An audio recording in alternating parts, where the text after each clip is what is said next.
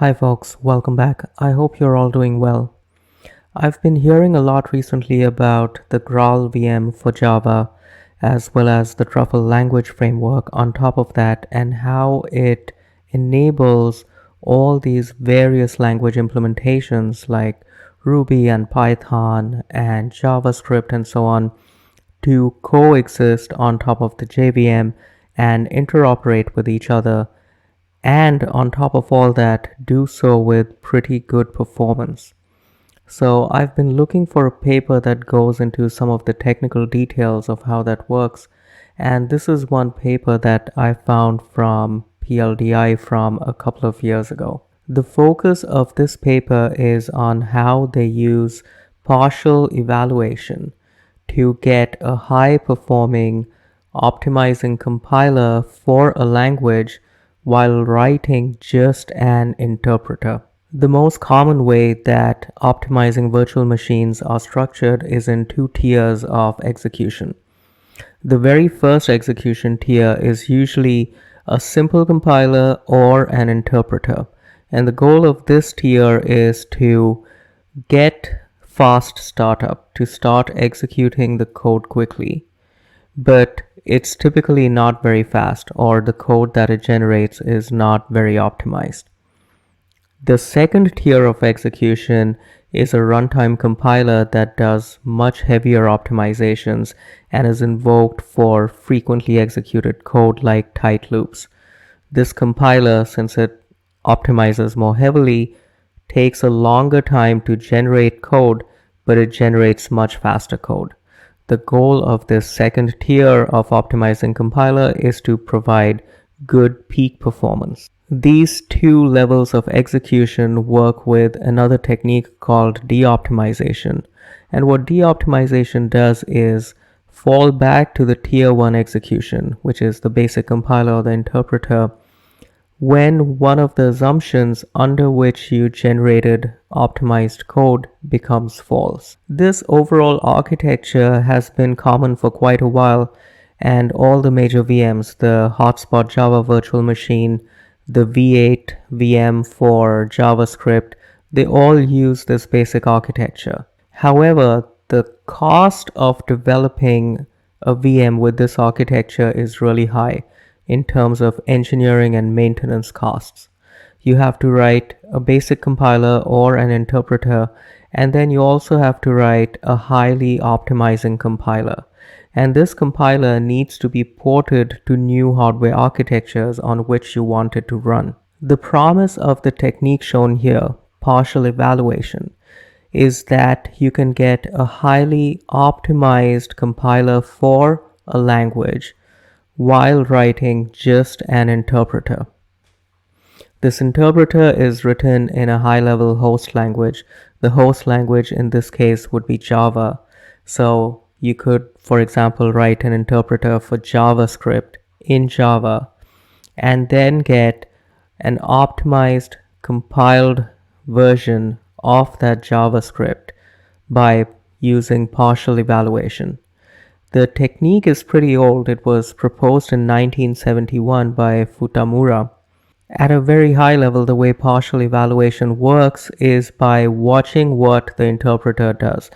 It watches the type information and it profiles the execution of the interpreter on a specific set of code that it is interpreting. And when it has done that, it generates optimized code for that specific execution context, for that specific piece of code. For example, in most dynamic languages like, say, Ruby or JavaScript, even simple operations like the plus operator can have pretty complex semantics. They could either mean the addition of two numbers, or it could mean concatenating two strings. Now, when you do partial evaluation in the context of specific code that you are interpreting, you profile and observe which of these two things you're doing, and then you generate highly optimized code for just the one scenario. So if you're adding numbers, you would generate optimized code for just adding numbers. There's an interesting design tension over here in that if you do partial evaluation on the full semantics of every operation, you'll generate a large amount of code. So if you do partial evaluation for both concatenation and addition, there's going to be an explosion in your code size. On the other hand, if you only partially evaluate part of the semantics and leave the rest to runtime calls, you will get very mediocre performance. And the way the authors in this paper get around this conundrum is by making the interpreter aware of how partial evaluation works by having an API that shares information back and forth between the interpreter and the partial evaluator.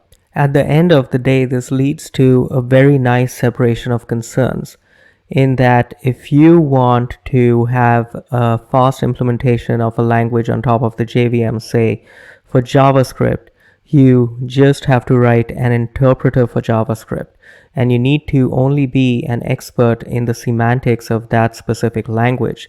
You don't need to be an expert in how to write a highly optimizing compiler.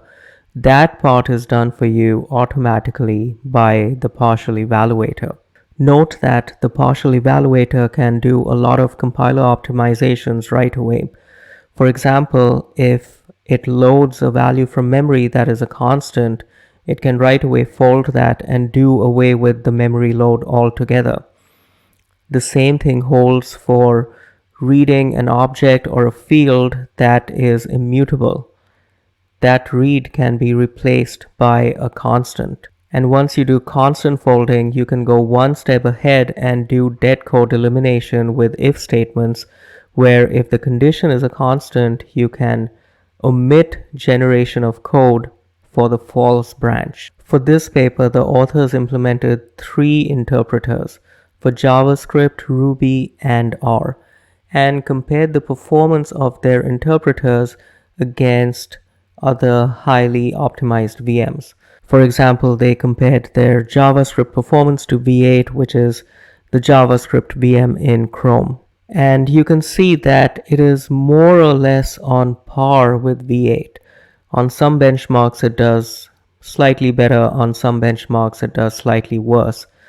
But note that there is a large difference in terms of the complexity of this JavaScript interpreter and the massive behemoth that is V8. They compared Ruby to JRuby, which is an implementation of Ruby on top of the JVM, and here their Ruby interpreter beats out JRuby for almost every benchmark. It's worth pointing out that one of the most important optimizations performed by the partial evaluator is escape analysis. And what escape analysis does is determine the scope and lifetime of an allocated object. In practice, what it allows you to do is identify whether an object that was dynamically allocated on the heap stays within that method. And if it does, then you can make it a statically allocated object on the stack for that method. And this has a huge impact on runtime performance. You can see the impact of various optimizations in this table. If you do no partial evaluation, for JavaScript, for example, the execution is slowed down by 320 times. That basically means you're just interpreting JavaScript and not generating any optimized code for it, so that's not too surprising. Without escape analysis, we see that it would have been slower by about 33 times. So definitely that's a very important optimization. So that was a quick look at some infrastructure that uses partial evaluation to get to a highly optimizing compiler for a language while writing simply an interpreter for that language. And they showed with their benchmarks that interpreters that were written this way and then used partial evaluation for generating optimized code performed very competitively compared to highly optimizing VMs for the same languages. I hope you enjoyed that, and I will see you next time. Thank you very much.